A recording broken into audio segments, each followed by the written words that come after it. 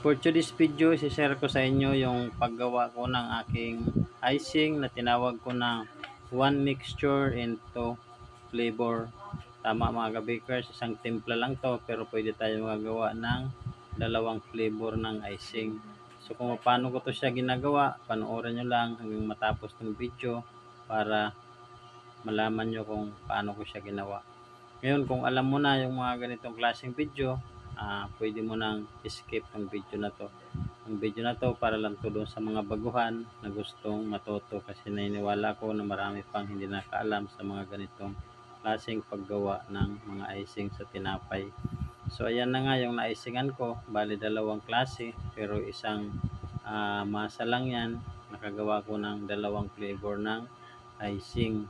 So ayan mga ka-bakers, kung gusto nyo itong video, panoorin nyo lang.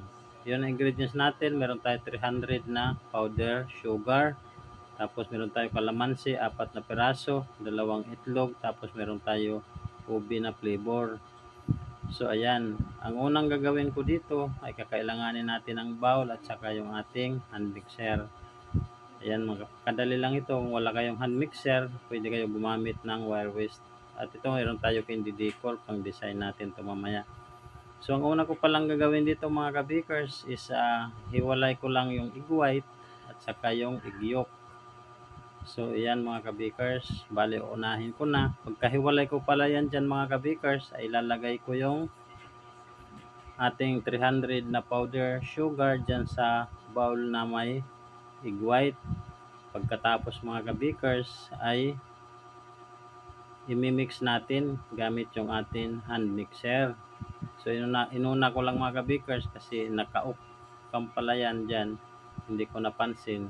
So ayan na mga ka-bakers, ganyan na siya. Yan, wala na akong ibang ilinagay doon kundi yung egg white lang at saka yung ating 300 grams na powder sugar. So ayan, gumamit lang ako ng sandok para tanggalin yung mga nasa gilid na namumuo para mahalo siya mabuti. Kaya ilinalagay ko siya sa gitna para walang mixture na maganda talaga yung pagkaano niya, yung pinong-pino. Yan mga ka-bakers, ganyan ko lang siya ginawa. Yan, tapos gagamitan ko ulit siya ng hand mixer para maging smooth siya ba kahit papano. So yung patakbo na ang ating dyan hand mixer ay depende lang sa inyo kung anong gusto nyong bilis, kasi wala naman maximum dyan, kasi kahit naman mabagal, mahina yan, okay lang yan kasi hindi naman yan naalsa yung ating icing dahil yan ay powder sugar lang at saka egg white. Pwede nga yan kahit kutsara lang yung gamitin mo sa pagmimix. So ayan, yung pinagtanggalan natin yan yung ating plato, pinagtanggalan natin yun ng powder sugar. Kaya hinati ko lang siya, binalik ko doon yung kalahati. Dahil dito maglalagay na ako ng ating flavor. Kaya dalawa siyang flavor kasi pinaghiwalay ko siya. Kung gusto nyo gumawa ng 4 na flavor, 5 flavor ay pwede naman. Dagdagan nyo lang yung mga ingredients na gagamitin. Pagkatapos ganun, hiwa-hiwalayin nyo lang. Tapos maglalagay na kayo ng kanya-kanyang flavor. Itong isa pala na flavor ang ginamit ko dito ay kalamansi, or kung meron kayong lemon, mas maganda kung lemon. So ako kalamansi na lang kasi ito lang yung available dito sa bakery. Pagkatapos niyan, ayan, make-sure ko lang na maubos na yung katas. Ayan, nasa loob na. Halo ko lang siya mabuti. Ayan, pag ganyan. So ayan, gaya lang ng ginawa natin kanina para ma-mix siya mabuti para mas masarap. Alam nyo mga ka-bakers, kahit napakasimple lang itong ginawa ko na icing, ay napakasarap naman ito kasi ito yung icing na nag-aagaw yung tamis at saka yung asim ng ating kalamansi. Imagine nyo na lang kung gaano siya kasarap. So ayan mga ka-bakers, so ito pa lang mga icing na to ay kalimitan to ginagamit sa mga medyo matitigas na tinapay kagaya ng sweetheart or lakas. Yung kalimitan ng pinagagamitan. So saka doon sa ubi bar, ginamitan ko na din ng icing, hindi na ako gumamit ng ating desiccated. Kaya okay din naman to mga kabikers kasi matagal ko na to siyang ginagawa. So ito ngayon pinakauna natin nagawa ng ating icing mga kabikers. Bale yung pangalawa, mamaya naman. So ayan mga kabikers, nagpatuloy nga lang ako dito sa pag-hand mixer ng ating icing. Ayan, parang tingin ko is malapit na to siya. So ayan, makikita nyo yung dulo ng ating mixer is parang makunat na siya, hindi na siya basta-basta malulusaw. So ayan mga kabikers, gumamit nga ako dito ng piping bag at tinagay ko yan sa cup para mas mabilis. Pero optional lang to mga kabikers, pwede nyong i-icing na to agad gamit yung spatula. Pero ako ay linagay ko siya dyan sa piping bag muna para pag nag-icing ako sunod-sunod na lang. Yan mga kabikers, ganun na lang ang ginawa ko.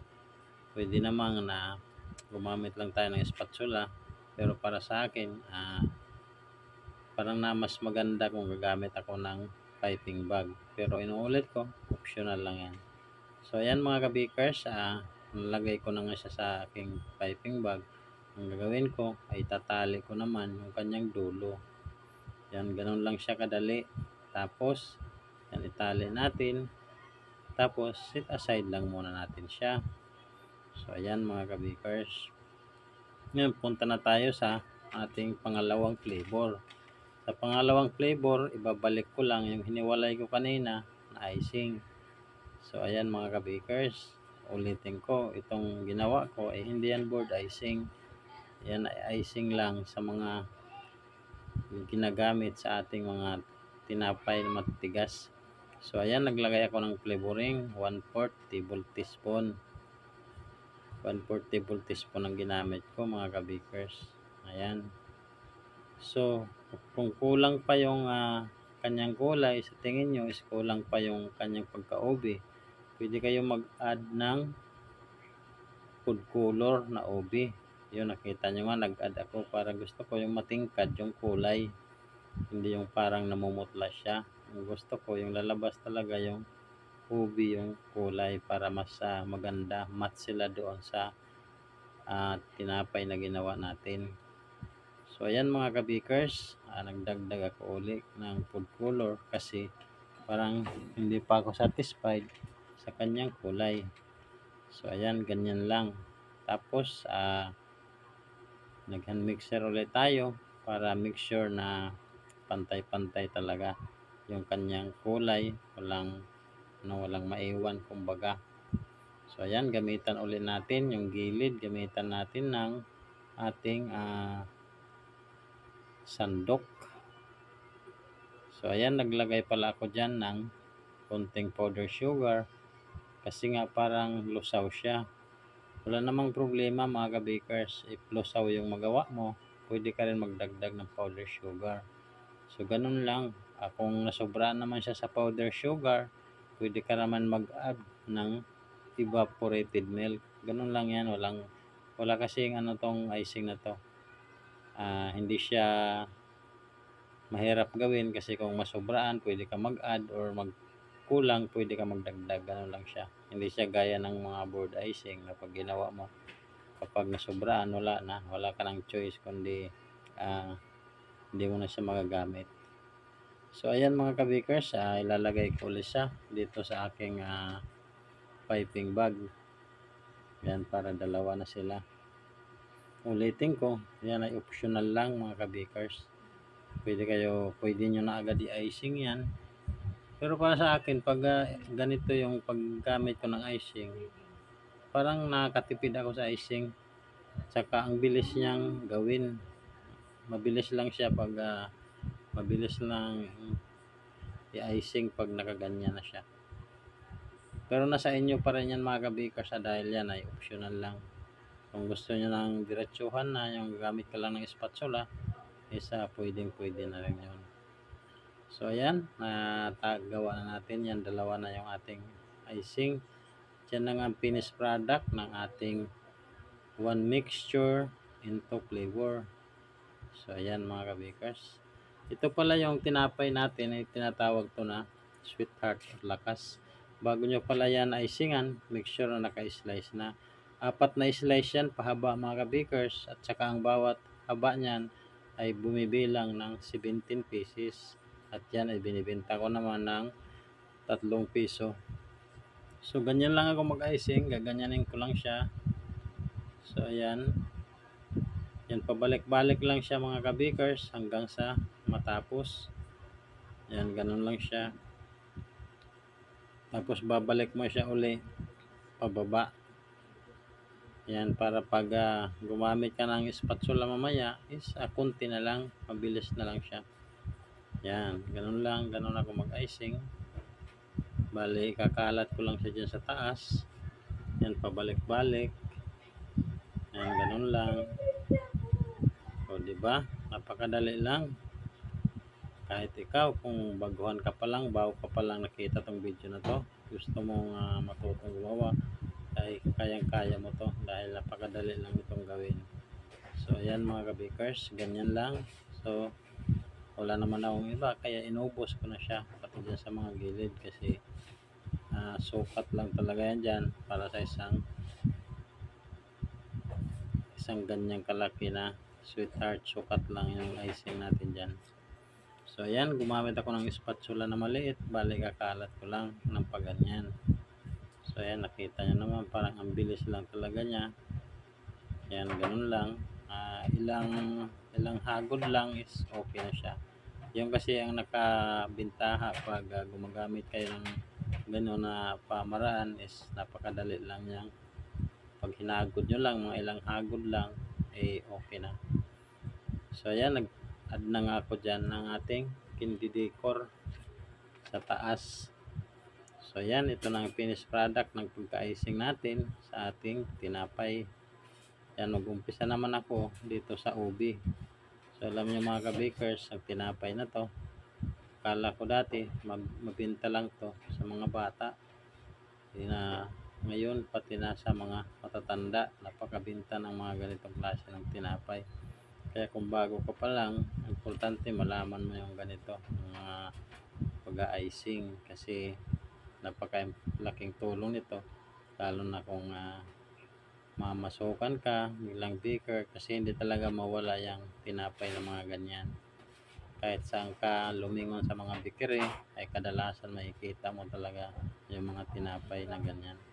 Itong ginawa ko dito, bali yan ay ubi pa rin yan mga ka-bakers. Bali imbis na gamitan ko siya ng desiccated, magpakulo ng asukal, hindi na, binago ko na lang siya, ay icing na agad ang ginagamit ko para parehas na lang doon sa ating sweetheart o doon sa ating lakas bread.